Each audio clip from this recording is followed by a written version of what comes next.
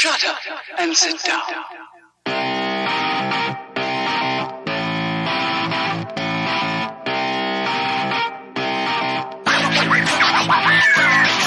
What's up, everybody? Welcome back to Third Shift. It's episode 302, and I, of course, am your host, your funky leader, the greatest man who's ever lived. It's me, it's Matt, and I'm pumped for the show as always, and with me, as mostly always, it's the light bearer, the light bringer, the Beastmaster at Third Shift. It's Eric, and before we even get into how his week is, I'm going to let you people know right now, it's another weird episode. And this time, we're recording even earlier than we recorded last time. So in about 4 weeks' time, Eric, we're going to record the next episode before we've even recorded the episode for that week. Yep. That's how this is going to be. This is the direction we're going. We're going to start to time cop this stuff.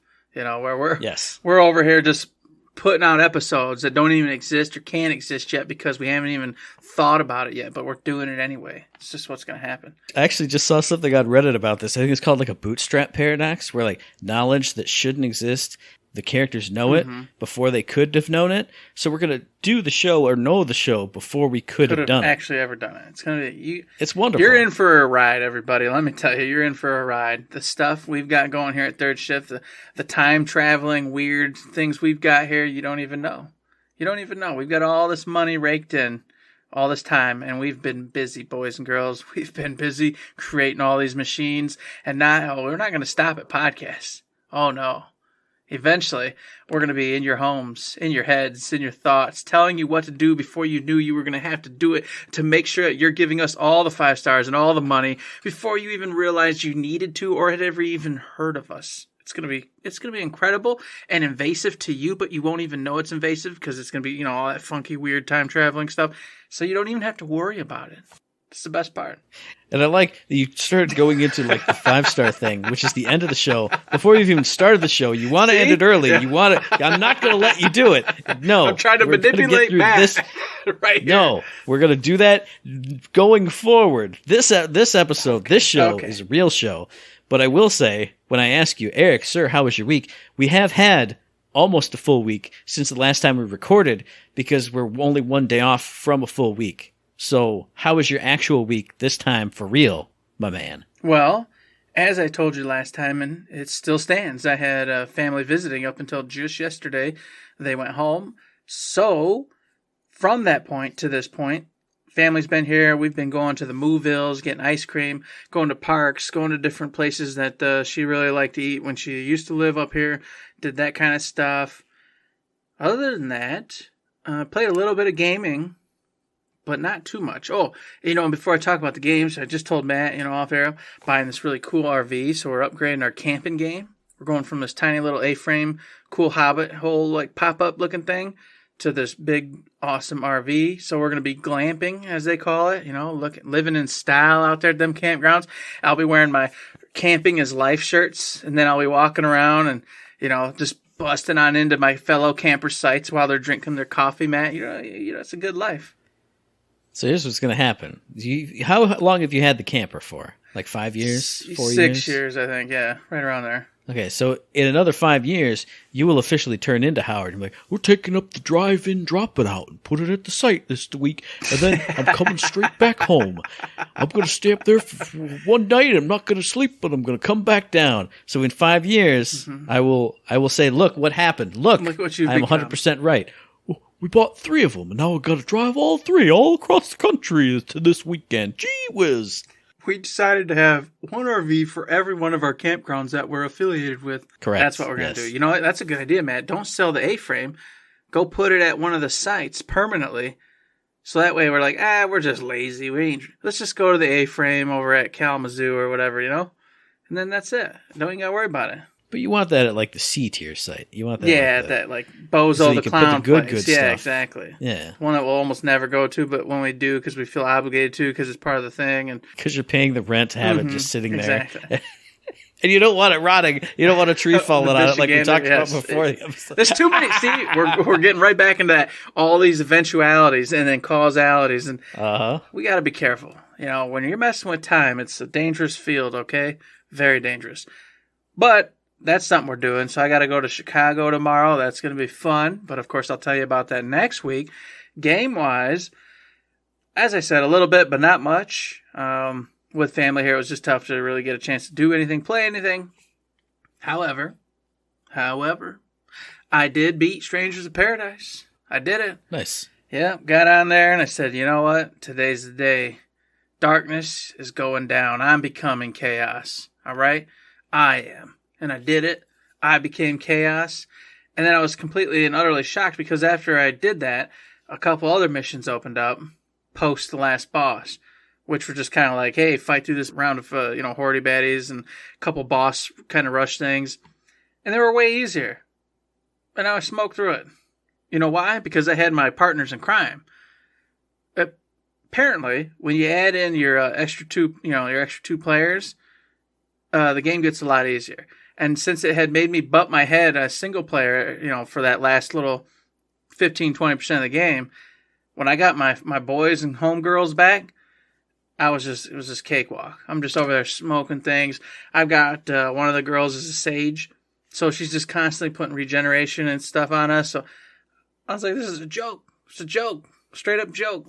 But it was fun and it felt great. Having those last few missions where you just feel so powerful and you're just killing all these bosses and bad guys. Oh, it was glorious.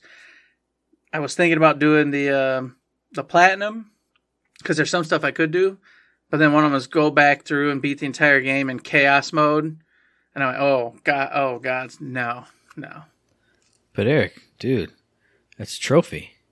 I know how you love your trophies, dude. That's another trophy you could get. Gotta get a trophy, man. Trophies. No, that's too hard. The last 4 weeks, all of our conversations have just been about trophies. Dude, just get the damn trophies. Come on. Trophies. Just keep getting them. Come on, man. Trophies. I did. I got a bunch of trophies because we played another game. We played Teenage Mutant Ninja Turtles, Matt. Yes. That's a game we played. And we got a bunch of trophies in that because every level, another trophy. Oh, every little this, little that. Trophy. Mm-hmm. And I went, oh, that feels good. You just see those things popping like candy. And, of course, having a fantastic time. Man, what a blast. And then I went and looked at those trophies, Matt. Yeah. And I went, oh, it's attainable. Yep, we can platinum this. We can actually do this one. It's not like some whack job crazy thing. And it's one that will be fun to platinum, too. Because, yes, we did play that on Friday, listeners. And it was a grand time. We did exactly what I was afraid we would, and we beat it literally in one sitting with no huss, no fuss, no problems. But it's one of those games where it's like you always talked about. You can just sit and play with your buddies, drink a pop or drink a beer in our case, and just kind of shut your brain off and just run and shoot and fight and jump and kick and do all the things. It'll be fun. It'll be good. Mm-hmm. And, of course, one of the trophies, man, is just getting the ending with every character. Yeah. So we can just, okay, well, I'm going to be Donatello this time. You're going to be such and such. And then while we're doing that, it's going to further progress some of the just collectathons and whatnot trophies. So just through the attrition of going through every character to get the ending, we'll pop a few more of those. And then we'll have to get to the more nitty gritty, obviously do the arcade and then this and that. But I mean, even the ones where it level each turtle up to level 10, my Donnie's already at 8 plus, just going through one time. So obviously we have to do a few more times to clean those up, or just, hey, well, not in arcade mode because you don't level up there, but still, anyway, it'll be nice and easy and fun to do. I don't think there'll ever be a level, well, maybe there'll be one or two. I was going to say, I don't think there'll ever be a level we'll get sick of, but there'll be one or two after 7 times through. But then we can just go, hey, we're just cleaning it up with Mikey and Donnie this time. All right, let's skip that one. Let's skip that one. I don't like that one. Yeah, skipping that level, moving on, don't worry about it. I agree. So that was a lot of fun. I enjoyed it. Can't wait to do it some more. And then last but not least for myself, I did it. I broke down. I said, I need something. I need something casual, something that just is chill. So I got Atelier Ryza, Ever Darkness, and The Secret Hideout. I bought it just the other day. Played it for a few hours, and I went, oh, man, yes. It doesn't even give you the option of English. It's just in Japanese with subtitles. Good. Yeah. And I went, perfect. And then, of course, to top it all off, the voice acting was characters, humans I'm familiar with in a lot of the anime I watch. So I'm like, oh, this is even better, man. This is just, I'm feeling right at home here. Comfy as a little duck. And it's exactly what I expected. It's just a cool JRPG, ridiculous so far. It's the super easy stuff. I'm in my little hometown and I want to be an adventurer and let's go do these little hobo easy missions to figure out if we're gonna ever. And then the big thing happens, and then the game will get rolling. I haven't got to the big thing yet. I've only gotten to the second of the, hey, let's do this little mission to see if we can level up and become real adventurers. So a lot of fun. The only thing I don't like is it's got the battle system, and I got to go look and see if I can change it, where you don't control the other two. Mm-hmm.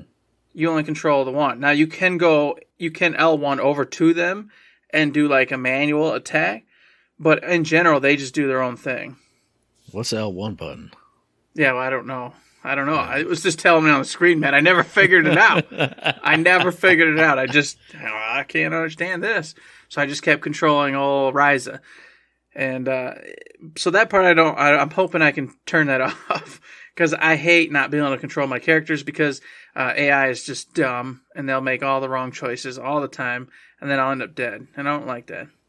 You say that, but you just talked about a game where you got your AI partners back and they did all the right things. That's true. I am being contradictory, Jones. Yeah, Today I'm fired up. I don't care. I'm mad that you get a cool RV and you get to go eat Chicago pizza and I got to go to work. That's the problem. That's where this is coming from. Okay, I got it. I understand now. I'm like, why is Matt just all going crazy today? Oh, that's right, because I'm on vacation and he gets to go suffer in the bowels of hell tomorrow. Ah, that's right. I forgot about that. Sorry, Matt. Sorry. But with that being said, I don't have too much to say on the RPG yet because, like I said, I just got it the other day and started playing it. I will tell you more about it later, but that's been my week up to this point in our lives. What about you, man? It was a crazy busy week because it hasn't seemed like a full week, but it has been, like I said, almost a full week since we last did a show. On Wednesday of last week, went to the minor league Lugnuts game, had a company suite, hanging out with people from work, which was cool, but then you know what? I got free beer. I got free food. I got enough food to take home for the next couple days to eat. Now, don't have to cook, don't have to worry about anything. And going to the minor league baseball game, it's always fun. It was hot as all the infernal suns of hell that day, but got a decent breeze, up in the suite. There's air conditioning coming in from the hallway going across. It was a fun time. Very next day, went to the Wharton Center, their 40th anniversary season of shows there, anniversary concert. It was fantastic. They brought in, I think her name is Jessica Vosk. She was one of the ladies who's played Elphaba in Wicked, who's actually come and toured around here. So, hell of a set of pipes on her. She did a bunch of songs, all kinds of good times with that. And then yesterday, Sunday, I went out to the Regal, to my favorite cinema. Because every now and then, Eric knows this, they have Fathom events. Fathom, the company, says, oh man, whatever the anniversary of this, whatever the anniversary of that. 40th anniversary of the thing. Went out and saw that. I went, this is going to be great. It's going to be so gross and disgusting and disturbing. And I'm going to rub my hands together and be like, I remember this being the most revolting thing I'd ever seen in my life when I watched this as a kid. And it wasn't that. It wasn't gross. I was like, oh man, I remember this being way more horrifying. Still a great movie. I enjoyed my time and had a bunch of fun with it. But I was like, I remember having to look away because it was so gross. And instead this time I was leaning forward and I'm like, oh, look at the little detail on the thing. They'd show the split face thing they bring back for the Norwegian base, and a big tight shot of it. Instead of being grossed out, I was like, oh man, wow, neato, look at cool. So it was a great time, and I gotta say this, it's a little weird, but that was the busiest I have seen a theater in 2 whole years for 40th anniversary of The Thing. I mean, everybody knows The Thing. Most people I know like The Thing, but it's not I wouldn't expect that to be oh yeah, come on in. A whole crowd just coming in with, no, it's a big deal, Matt. It's a big deal. The Thing everywhere. Everyone talks about that being one of the best. The best of the best. Top tier. So, I don't know. It doesn't surprise me. It's just like if Lord of the Rings came back to the theaters. I think you'd see it packed. Well, I mean, I would expect, though, because everybody loves Lord of the Rings. Even people who don't like horror movies. Why would you come see The Thing? And for a premium ticket price, too. True. I didn't get to see that one for free. That was $12.50 a pop. But the whole theater was just packed. Full. Crazy. Little kids, old men. It was wonderful. I saw Howard Jr. sat right in front of us. Some old man brought his 2 little tiny 5-year-old kids. I was like, okay, I guess that's the thing. But it was great. And I loved it. On the video game front, been playing a ton of Gen d'Arc at work, on my lunch breaks only, of course, over the past week, and getting to the end game of that, because all kinds of crazy stuff is happening. And I got a story. I got a good story about this one, and I feel bad. Because, like I said, getting to the end game, stuff is ramping up. Things are going nuts. One stage in there, I've told you before, there's a stage, victory conditions, blah, blah, blah, and you have a turn limit. This stage, it's the biggest stage I've ever seen. It's a giant maze full of pressure pads and teleporters. Stand on the teleporter, one character's got to stand on the pressure pad and make it go. Warp, warp, warp over here, do. Full of enemies, all kinds of craziness. Victory condition. Defeat this one guy. Got to go all through all the maze to get to him. 50 turn limit. This is supposed to take you, not all day, but all day to do. Mm-hmm. Except, my archer has a skill that I conglomerated together with all these other archery skills. That's called Sky Dart. When he has enough MP, he can shoot an arrow and hit anywhere on the map. So I didn't have to leave that first room. I just sat there and he went Sky Dart. 98 HP off. Next turn, Sky Dart. 98 HP. My people didn't even have to move and I could win. Now, I did move my people a little bit. I didn't just sit in the room and just one shot and end the turn. We did go swarming around and doing stuff, but I never had to, figure out any of the other pressure plates, or if there was some kind of leave this character behind, and then, because he's got to stay on the pressure plate, I didn't have to worry about it. I just shot the dude from the starting room. It was... You hate to see it. It was incredible, though. It's one of those moments where I did it. But at the same time, I circumnavigated every single thing they wanted me to do. I didn't have to engage with any systems. Didn't have to worry about the turn limit or nothing. I just went, I'll just shoot him. So I felt bad, but I also felt good. Nah, you just feel good. They put the Sky Dart in the game, so they said, hey, true. If some lucky duck remembers to use this, what an easy day they'll have. And if not, well, I guess you figure out pressure plates and maneuvering all over this giant map to figure out how to kill this guy. You didn't have to. You're the lucky duck who figured Sky Dart out and went, oh yeah, this will be great. So that's fantastic. I haven't beat it yet. I believe I'm probably on the last boss, or the, however many phases the last boss is going to have, however many battles. I should be right at the end for that. Of course, on Friday we played Teenage Mutant Ninja Turtles Shredder's Revenge. Had a bunch of fun time with it. That Wu-Tang Clan song is just the best. And the hair metal song, so good. It's so Turtles. Then, of course, today, before we got on the show, I played Final Fantasy Pixel Remaster, streamed it again, twitch.tv/ThirdShiftMe, doing all the voices. I have an even better voice now for Yang, thanks to you, Mr. Eric. And I thought about it. I went, thank God he exits the story in a little bit, so I don't have to remember and keep doing this voice forever. Thank God it's not Cecil's voice that is now a Jamaican voice. It's just very difficult, possibly racist. I don't know. A lot of potential problems with this. And see, that's why he had a weird voice to begin with, because what kind of voice are you going to give Yang? Like a Chinese kung fu master voice, but that's super racist. Well. That's why I made him like a Southern guy. I'm Yang. Here I come. I'm going to get you with my claws and my kicks. But now what? Now what are you doing? That's like giving Scarlett Johansson the role of some Asian individual. You're just doing that now with that character. So you just get him some white Southern guy's voice. Way to go, Matt.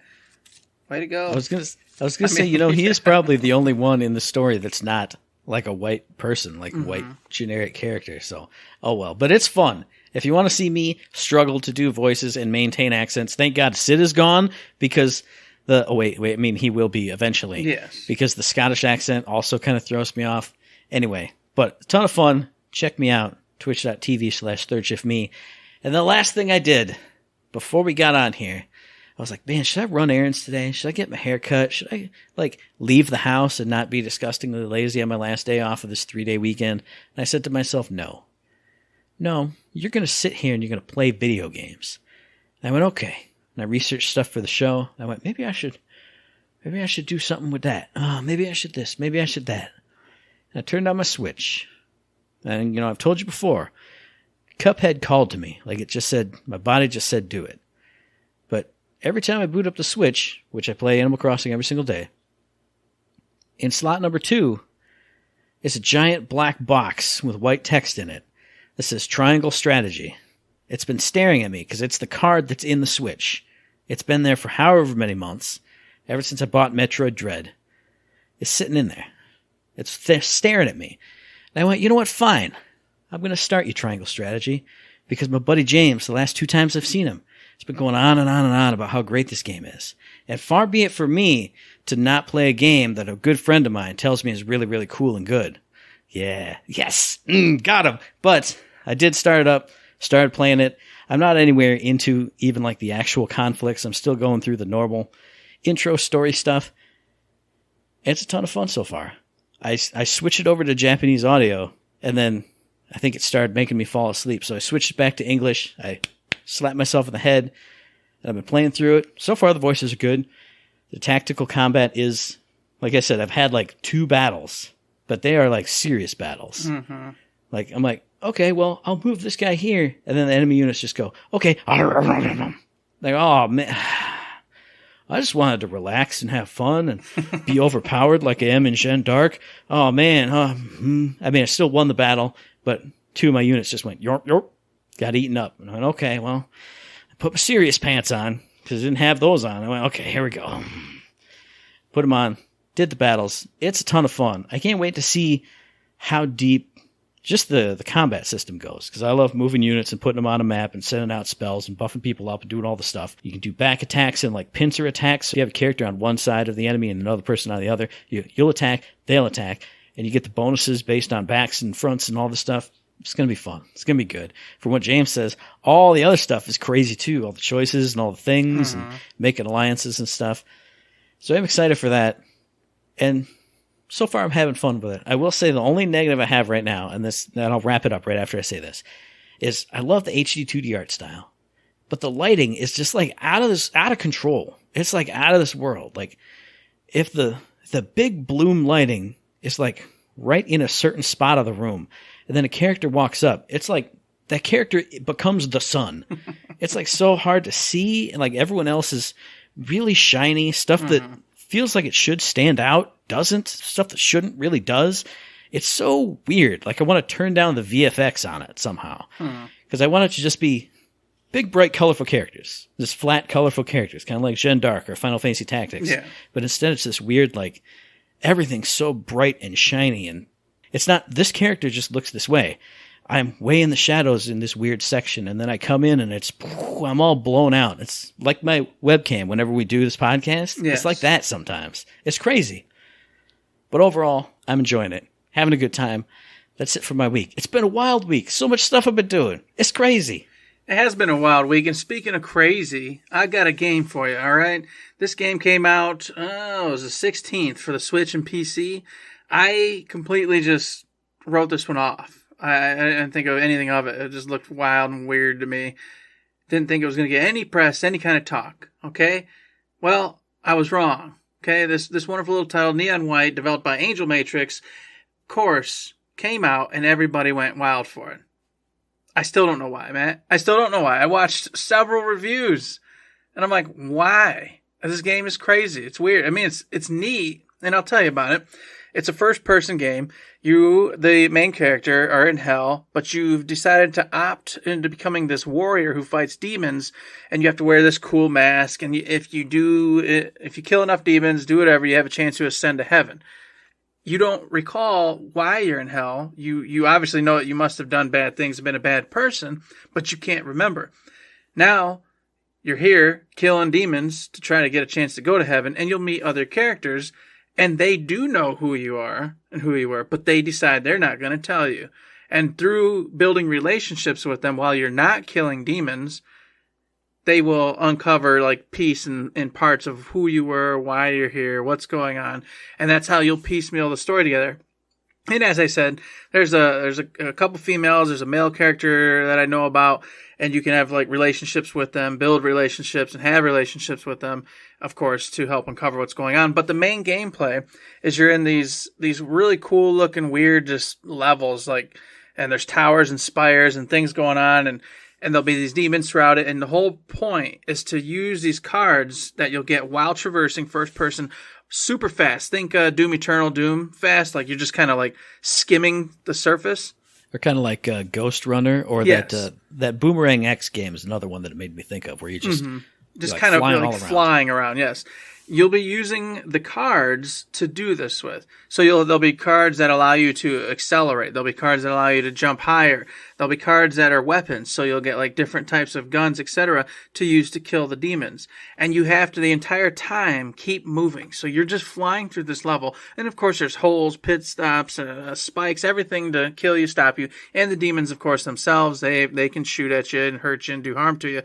But the goal is to traverse these levels, get to the end of the level as fast as humanly possible, of course, killing the demons on your way, and don't die while you're doing it. And of course, using these cards that you get along the way to do that particular thing. It's a weird game.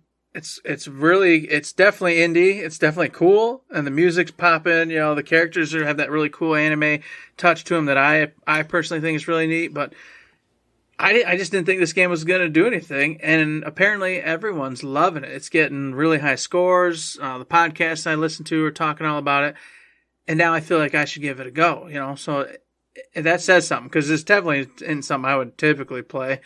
But the platforming and how you're just flying around so fast, and then have to use your brain to kind of figure out how to traverse the level itself to get to the end of it, and then of course just beating your own times, beating other players' times, that kind of thing. That's all fun.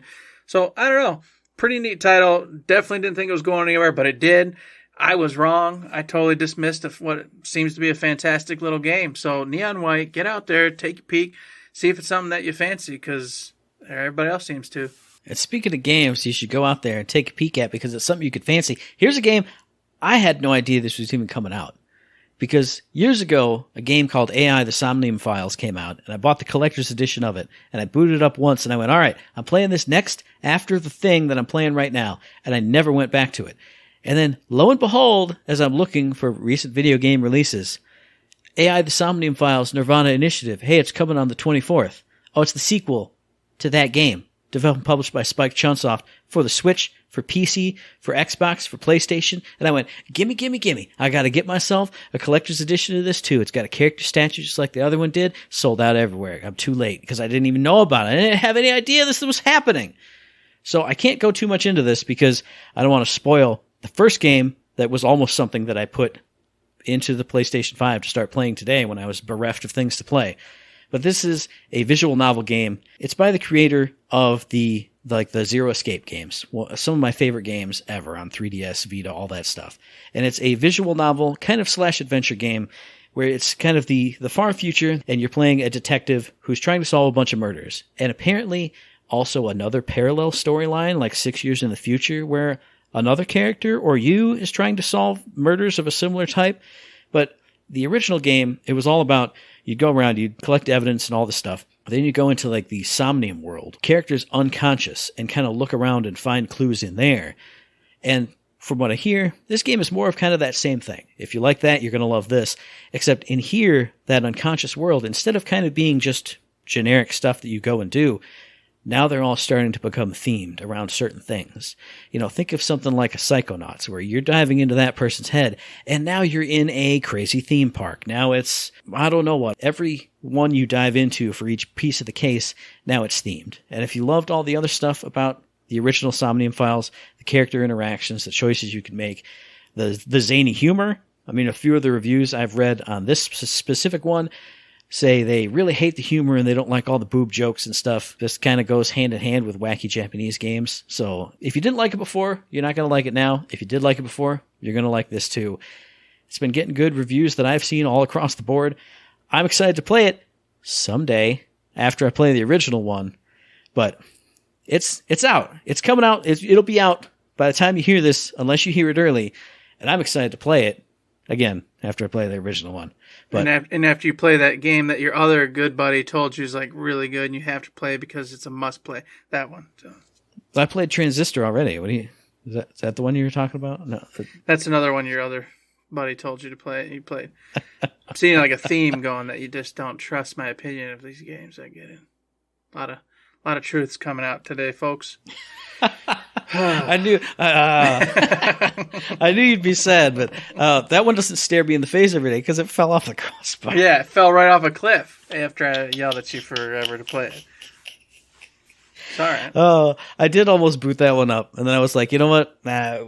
I want to take this bit even further. That's what I want to do. I want to take this bit all the way to the end.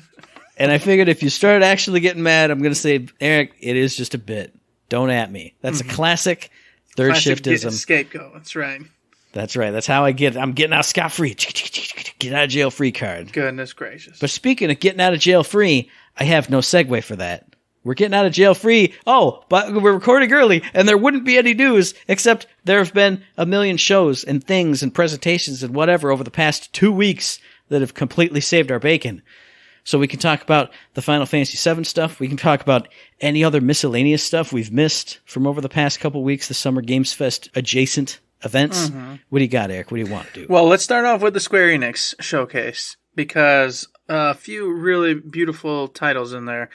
Now, first off, they got new merchandise, which is cool, and I did go check out. However, I'm a poor individual, so most of this merchandise is above and beyond what I'm capable of purchasing. And I agree with that, but I gotta say, that Buster Sword clock yes, it looks so awesome. Sexy.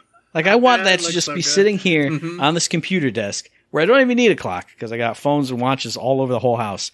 But I saw it, and I went, God damn, that looks good. I just want that. Just, thunk. There it is. That and the soldier ring. Yes, yeah. That was just what a nice touch that you got two different variants. You get to pick from two different materia colors in there. That was a chef's kiss, and I went, that is definitely something I want, and but I can't justify it. I just can't do it. I can't justify it, but I want it so bad. That's definitely something if someone was like, oh, Eric's so cool, I really want to get that for him, that's something they can do right there. You know what I mean? Like, wow, what a gift. Dropping hints over here. Hints right. Jones. Hey, family and friends, if you're listening, there you go. That's something you can do. So that was neat. It was fun to watch, but obviously not. Woo! And then it went into the mobile stuff. Now, here's the thing.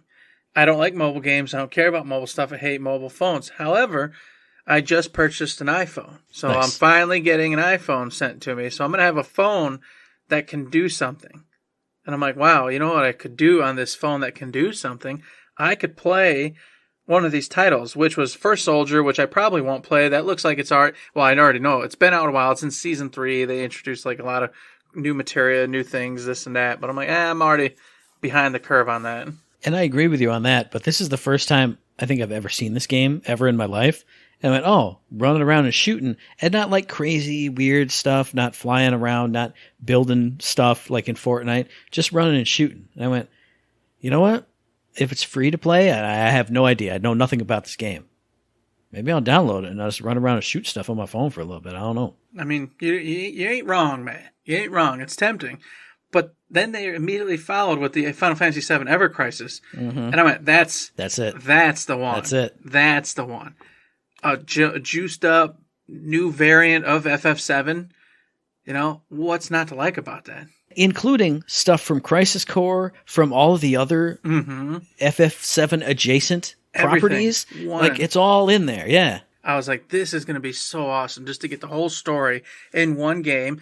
And of course, the graphics, they're not like up to PS5 stuff, but they definitely went through and everything's redone. It's all cleaner. It's all nicer. Even the summons do have the upgraded, brand new, super cool, polished look to them. I went, yeah, I'm going to have to play this game. I'm going to have to get it and have a good time with it. And I looked it up afterwards because one side tangent and then I'll come right back. I Googled Final Fantasy VII 25th anniversary presentation. Or not Googled, I YouTubed it. And it came up, hey, here's one, which was just the raw Japanese one. That's what I watched. So I have subtitles, no nothing. So if they gave crazy details, I don't know about it. But then right below it was one from IGN. Same thing, 3 hours and 45 minutes. F*** you, IGN. No. Get out of here. You can't milk that for that much. No. 15 minutes.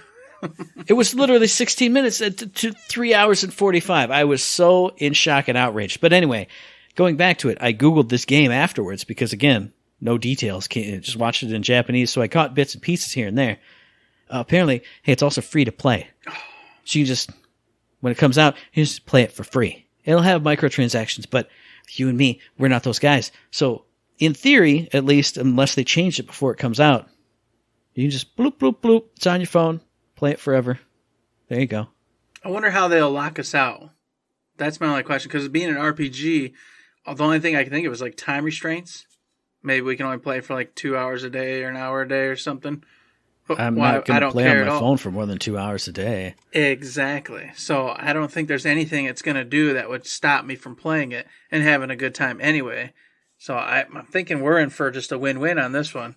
Mm-hmm. Yeah, I saw it and I went, that looks awesome. And then I read up about it and I went, that's an instant get. I don't even care. Last side tangent. What kind of phone did you get? What kind of iPhone? I don't know. The wife purchased it. I don't pay attention. She was like, "Happy Father's Day. I got you this iPhone." I think it wasn't like the big cool. I think it was like $250 or something like that. So whatever version that is that's in that price range, that's the one. So an entry level iPhone, but still.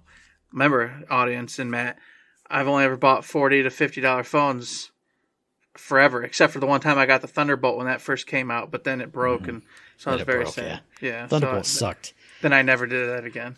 I went through like 3 of those because 2 of them wouldn't send or receive texts. They were just like, hey, I just don't work. Anyway, so sorry. I was just curious. Tangent and tangent and tangent and tangent. Either way, one of those models I got, I'm excited because I'll actually be able to use the phone the right way for a while until it probably gets corrupted. But people tell me iPhones don't get all corrupted like these Android phones do. So mine still runs just as fast as the day I got it, so it works out pretty well. If anybody can corrupt a phone, it'll be me. So I am the ultimate test.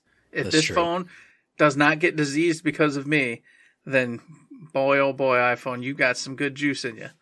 The next year, Happy Father's Day, I got you one of them Apple Watches. Here we're walking around with this Apple Watch. Oh, God. I just ordered mine the other day. Oh. I kept looking at it. And I was like, you know what? I keep looking at it, so that means I want it. Means you really want it. Just get it.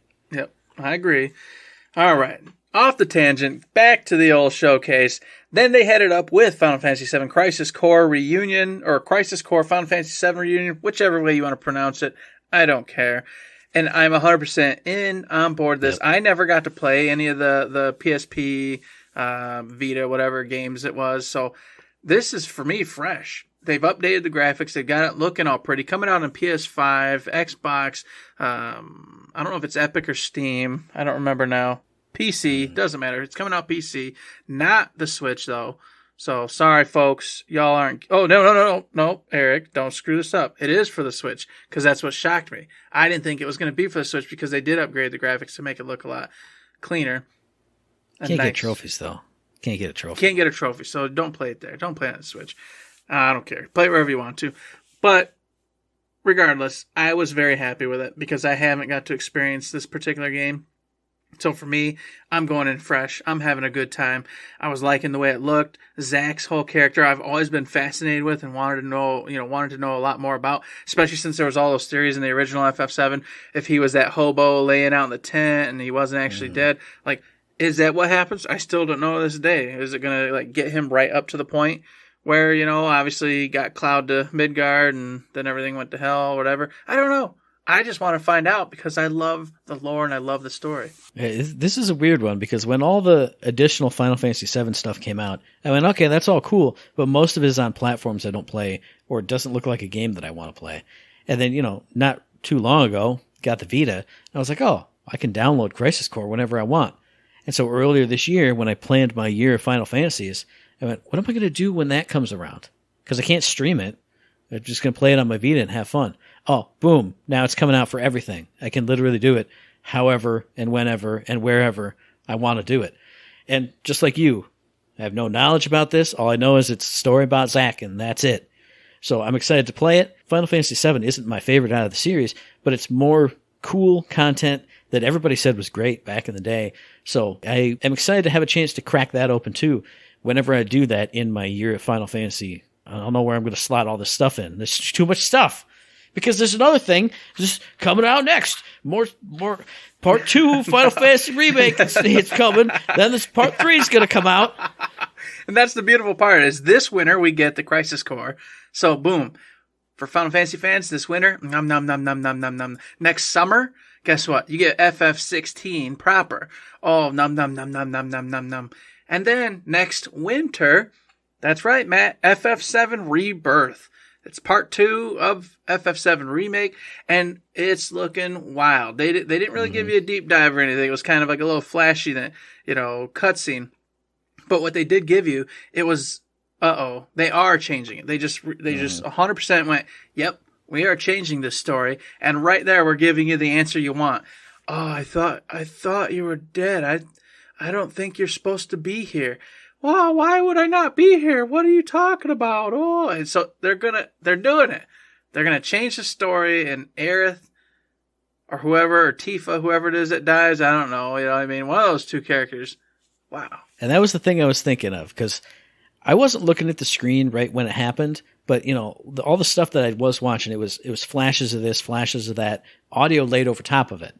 Oh, how are you still alive? I thought 5 years ago well, maybe that's just him talking to Tifa from what he remembers about Nibelheim. Mm-hmm. And then they went with Aerith going, why wouldn't I be here? From something completely different. But then you're right. They could be pulling a fast one, getting everybody thinking, they're changing the big drop. And then they don't. Oh, no, Matt. But I don't think they will, just because of the way that 7 was set up. Obviously, I never played it.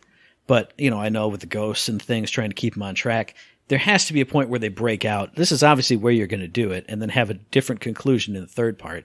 But it did make me laugh, though, because I watched some people's reaction to it or tweets about it, and they're like, oh my god, you're walking around with Sephiroth. Oh, everything's totally changed. And I went, you guys don't remember Final Fantasy VII, do you? Because after you got out, you went to Nibelheim and had a giant flashback sequence where you ran around with Sephiroth. Hanging out with Sephiroth for a while. You did it the whole time. He was in your party and everything. Yes, how do you not remember that? How do you not? Yes. And then you were just a scrub and he killed everything for you. Mm-hmm. How do people not remember that? What's going on here? Because they're crazy. They only remember the key points they've forgotten. I bet a lot of them don't even remember going to the ancestral place, or the whole thing with Sid, or hell, the optional quest of Wutai where she steals your materia and you go chase after. I bet a lot of people don't remember any of that. They just remember getting Red 13 and then the last fight, and then Jesse and Biggs and all them getting killed. That's probably all they remember. They probably don't even remember what's burning down in that famous cutscene. Yeah. Where Sephiroth turns around and there's fire. Exactly. Where is this? I don't know. It's probably when he's breaking out of Shimmer Lab or something. What's going on? Who's Vincent? I don't even know his character. And of course, I brought Vincent up for a reason, because we didn't see him. Not a peep, not a speck yet. So the mystery remains. Will he be inherently coming in through the story, through the actual story? Or are they going to do exactly like they did with the other optional character, Yuffie, and bring him in through a DLC? That's such an awesome idea, because you could, obviously they're integrating Final Fantasy VII adjacent stuff in. You could do, I don't know how long the story is. I don't know what all happens. You could do Dirge of Cerberus as a DLC in this game, because now everything's changing anyway. So maybe he's not, what was it, frozen in a block or strapped to a bed in that weird cave? He was in that coffin down there, yeah. Yeah, maybe he's out and about doing things, and maybe you see him running down a hallway as you do the story. Boom, Final Fantasy Rebirth DLC. It's him doing his thing. That would be awesome. Or hell, even if they went classic, did do the Dirge of Cerberus, but clean it up, obviously make it more of a 8-hour DLC adventure, and then have it end with him getting tossed in the coffin. And then they post, how they did the post with Yuffie, where it showed them meeting up and doing the truck ride and all this other stuff. You do the post cutscene of Cloud and them walking in and finding him in the coffin and then getting him out, and then he goes, I'll tell you a story, and then obviously you already played the story, so you know what it was. There you go. Mm-hmm. Or they open it with that, and then you do play his campaign, Dirge of Cerberus, so then you know why he was in the coffin that you just undid. Whatever way they do it would be fantastic. It would be super cool. And then, like you said, with everything changing too, I'm so curious to see where it all goes with options open. And I mean, that has to be the way they do it, because they've set it up. Your one optional character, they threw in the first part. Mm-hmm. Here's the one for the second part. So the third part is everybody slamming and jamming together.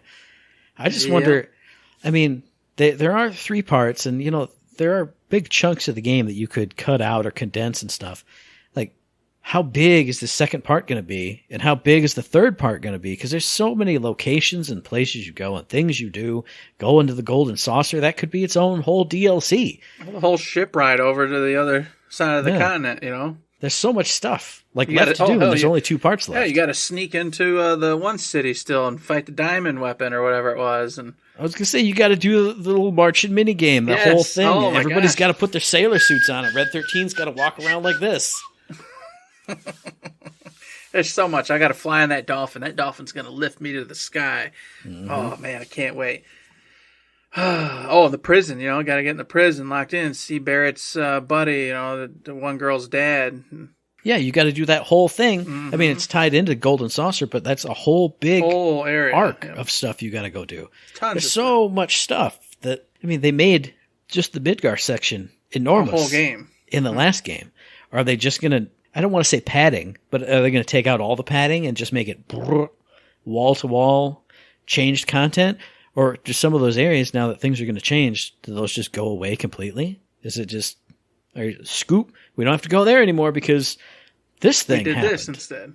Yeah. You know they'll keep the gold saucer just for the fun of it. I mean, yeah, you have to, but still. And then Costa del Sol, and they'll probably keep, obviously. You got to see Hojo on the beach, that's right. with the ladies, you know? Chilling with the ladies, you know what I mean? Well, I don't know. Will they keep that? There's so many things. They should have kept Jesse alive, too. You know, I'm just really still frustrated that all, you know, the ghosts trying to keep things on track and them fighting against it. I wish they'd have got like a 1 win out of that last game. And Jessie staying alive would have been awesome because she was cool. She's better than the other 2 girls, you know, but I digress. But if you only get 1 win, you know what the win has to be. You know what the win needs to be. That's true.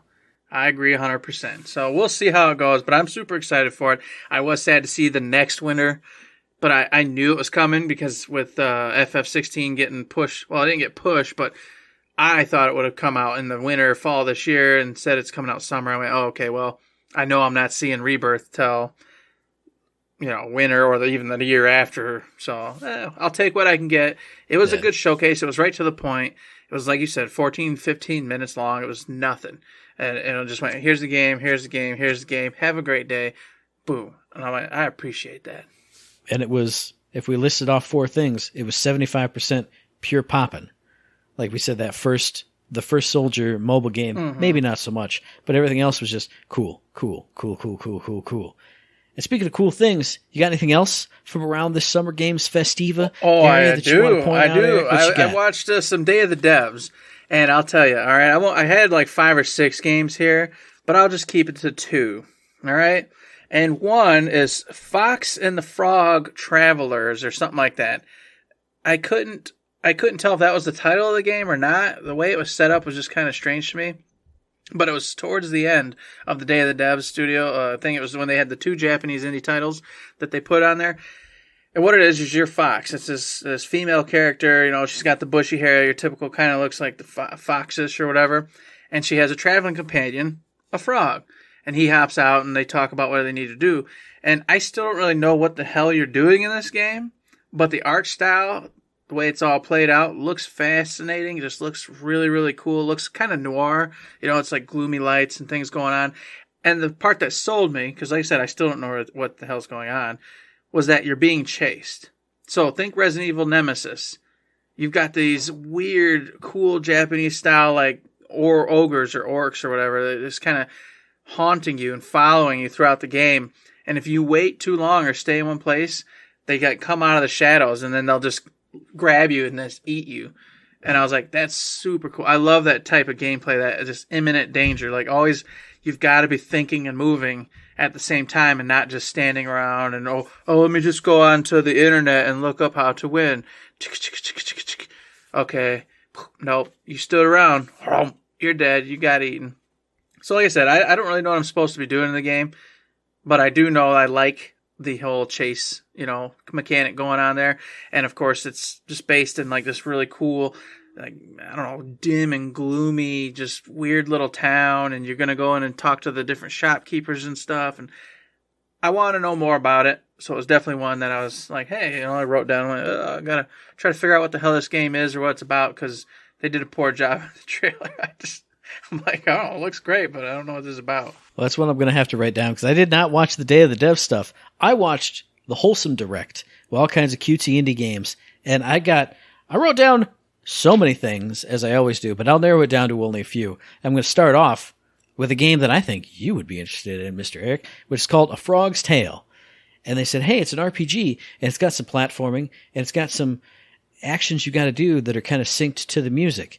And I watched it, and I mean, all those things perked my ears up, and so I perked my eyeballs straight to the phone that I was watching it on. And this looked like the Mario and Luigi games. So straight up RPG, side-scrolling, getting into battles, timed button presses, timed defends. I love those games. I love that stuff. So this is 100% going on my radar. Obviously the graphics were cutesy, pixely, your little frog dude running around fighting bugs and things.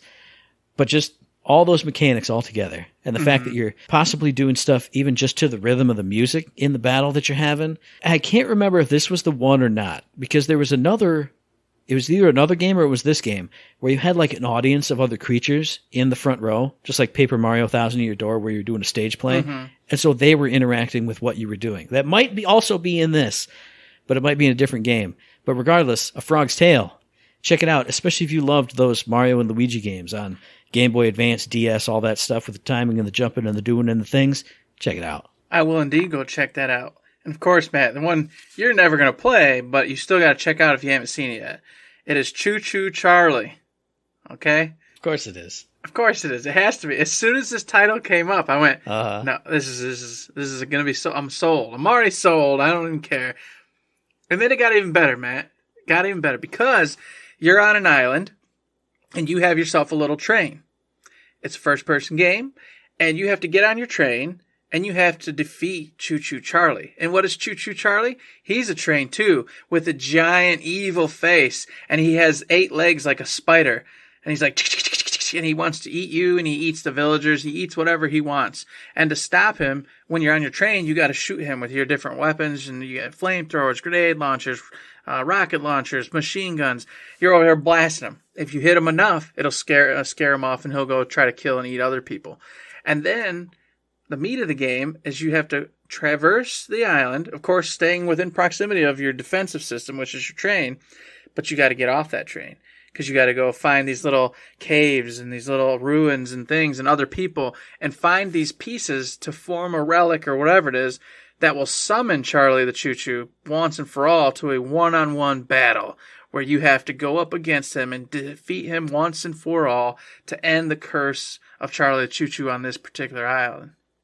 Why you don't just get off the island and never go and even bother with Charlie Choo Choo, I don't know. Apparently you really just don't like him and you want to kill him. But I'll tell you this. Charlie Choo Choo's looking pretty sick, Matt. You got to go check it out. You said it and I went, oh man, I haven't heard of this game at all. And then you started describing it and I went, I have seen a trailer for this game years ago, maybe? So I'm going to have to go back and watch this because obviously now there's more to it. I don't know if it was just a concept trailer that I saw, but I remember the evil choo-choo train with his little spider legs and stuff. So I'm excited for this too because when I watched that first trailer, I went, that looks pretty cool. So now there's more to it. It's going to be even cooler. And another game that I watched from the Wholesome Direct today, it closed out the show, and then I immediately went on YouTube and looked to see if somebody was doing some more playthroughs of it. And there were a bunch of previews, and I watched it. And I got so excited and just, I got sucked into the world. And it's called Melatonin. This is a game, it's kind of like a chill, just relaxed type of game. Well, obviously, everybody remembers WarioWare, so there's like mini games you're doing. But then if anyone also remembers a game called Rhythm Heaven, where you had to do the mini games to the beat and click the buttons to the beat, that seems to be what Melatonin was 100% based on. Because it's kind of this dreamy, like, your character, I think you like fall asleep and you're daydreaming about these different aspects of your life. So you go into this aspect and it's about food. And so the mini game is, you're kind of floating in the clouds and something is tossing you treats, but it's tossing them to the beat. And depending on the beat of the song depends on how far the treat spirals before it gets to your mouth. So you gotta chomp the treat on the beat.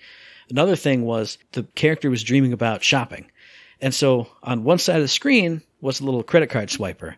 And on the other side was the display shelves. And items would drop on the shelves. Plink, plink, plink, plink. And then on the other side you go swipe, swipe, swipe, swipe. Next thing, plink, plink, plink, plink, swipe, swipe, swipe, swipe. And the rhythm and the beats and the things would change every single time. And it sucked me in. I went, I love this stuff. I love the little mini games. I love moving to the beat. I love rhythm games. It just all came together and the music was cool. It was just grooving and just put you in that, like, I'm kind of zoned out, soft focus. I'm just in the music type of thing. And I got so excited for it, I wrote it down in big old capital letters. I got to get it. Now, you said all that, and of course I've heard people talk about melatonin, but it brought up something I did, Matt. And it sort of ties in, I guess. And I was trying to look it up, the actual name of this game while you were talking, but I failed to do so. And I think it's called, and correct me if you know it, that one game, Metal Hellsinger. Yeah, Metal Hellsinger. Yeah. Remember, they put out a demo recently for you to go check out. This is another indie type title that's coming out, folks, in case you didn't know. They got a demo out right now if you want to go download it. PS5, and I'm sure everywhere else as well. Like Melatonin, this game's about killing demons to heavy metal music on the little beat. It's while you're playing, you'll see this little line, and then these little arrows that go. And every time it gets to the thing, that's when you're supposed to attack. And that's how you get your big attacks going. And then the music, it's clear and clear and up and up and up until you're hearing the vocals. When you're actually raging out and you're at 10 max, that's when the vocals to the song are rocking. Everything's just pumping and you're just smoking baddies, doing maximum damage, flying around, once again, Doom Eternal style, just free willy-nilly all over the place. Super awesome. I suck completely and I can't play the game. So yep. Yeah. I'm not going to say I told you so. You did, though. But I did tell you so. I just tried, and I tried over and over again.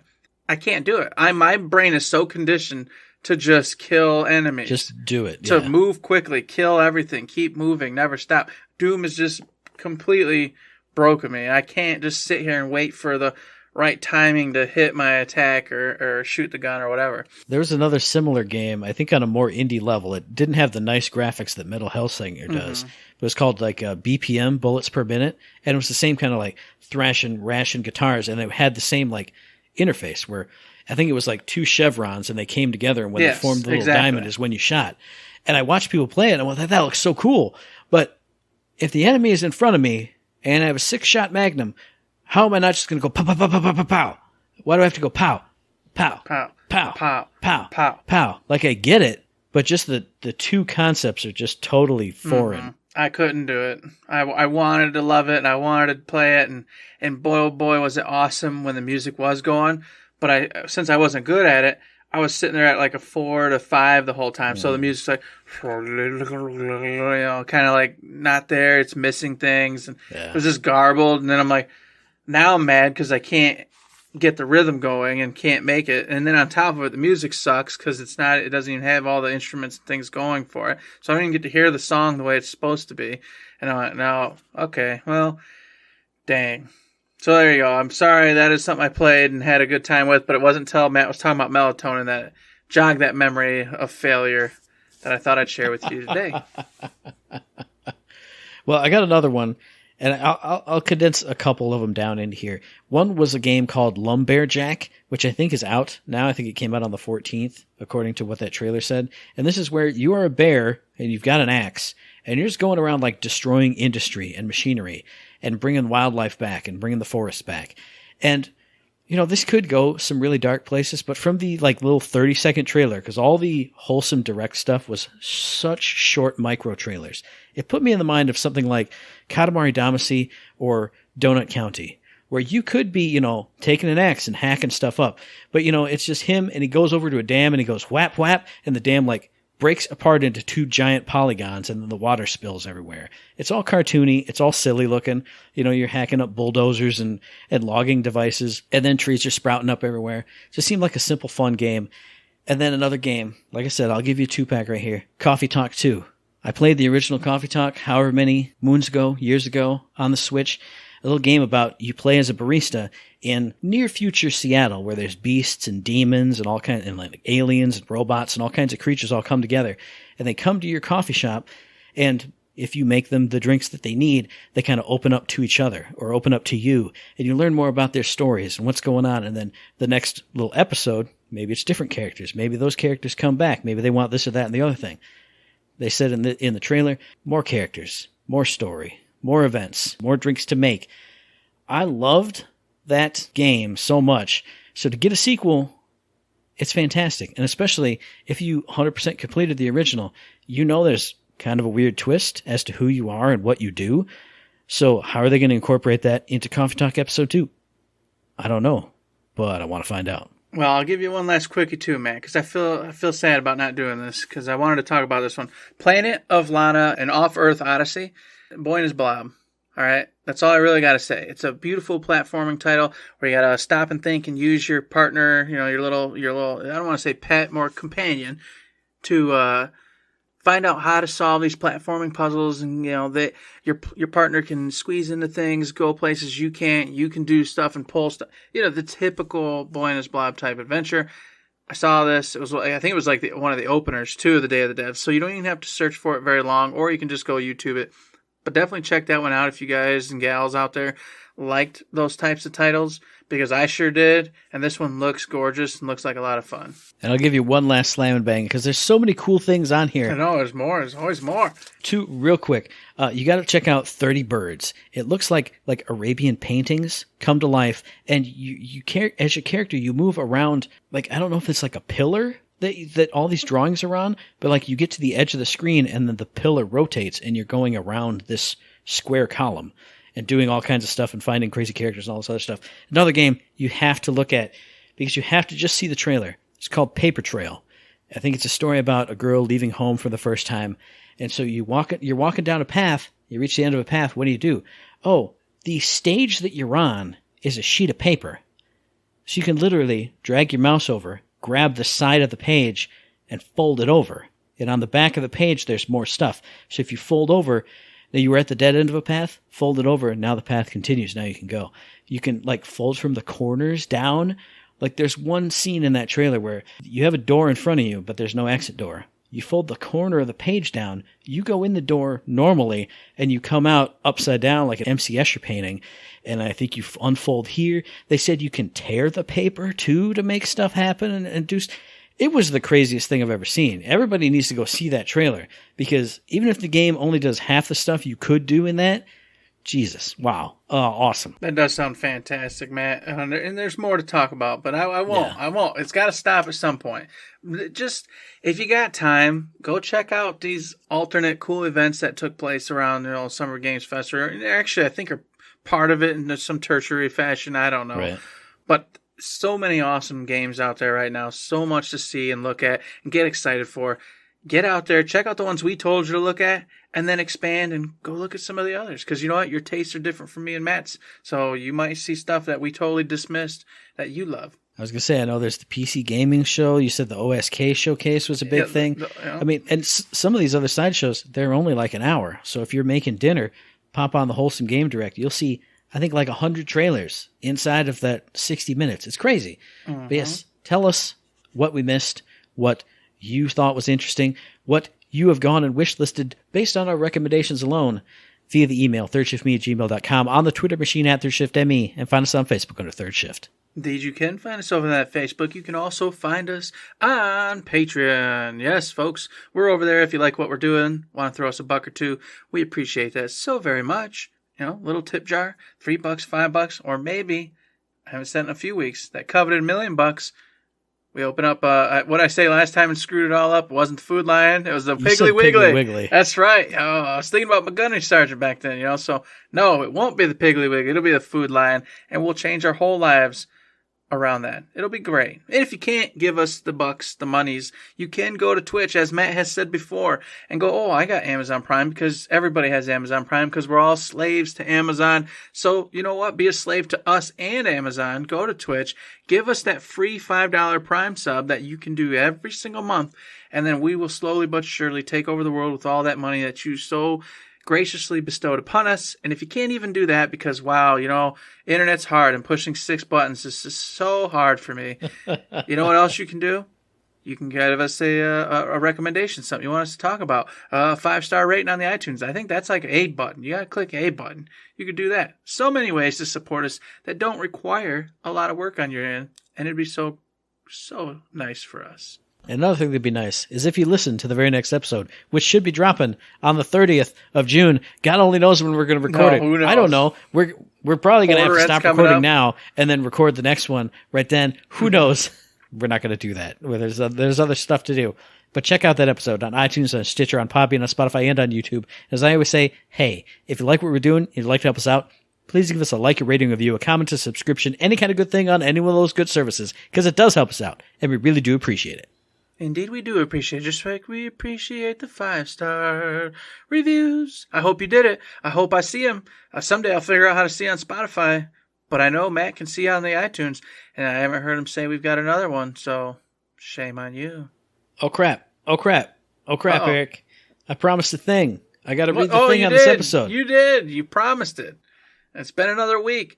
Well, we appreciate the good words. We appreciate the 5 stars. And apparently, Matt's got a good word or something going on that he was supposed to talk about last time, but didn't. So now he must remedy it here in the 10th hour or the 11th hour, whatever the saying is. I don't remember.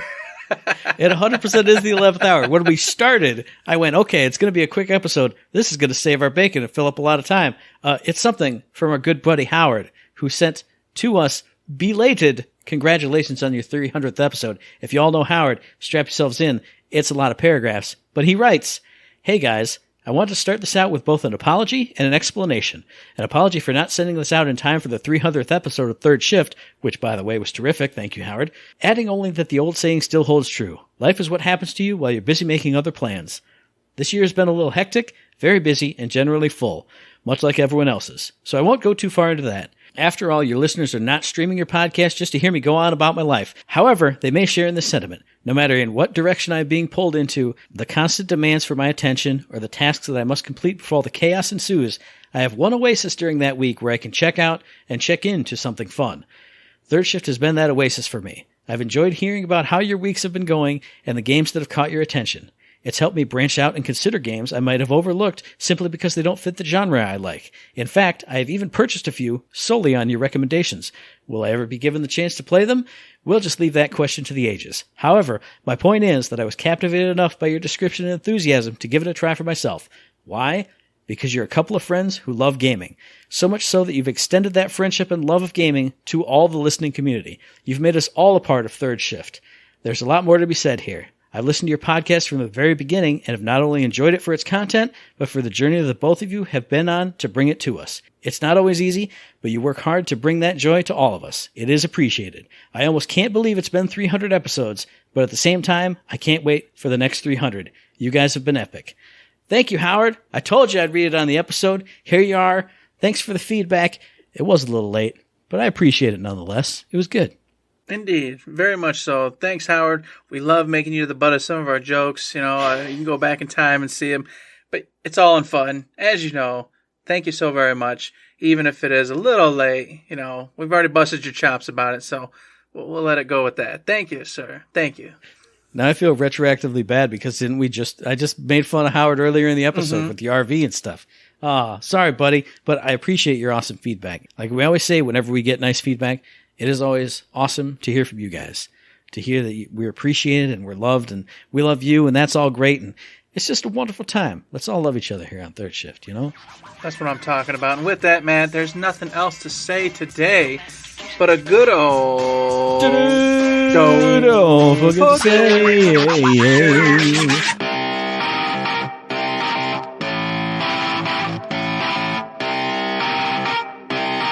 Shut up and sit down.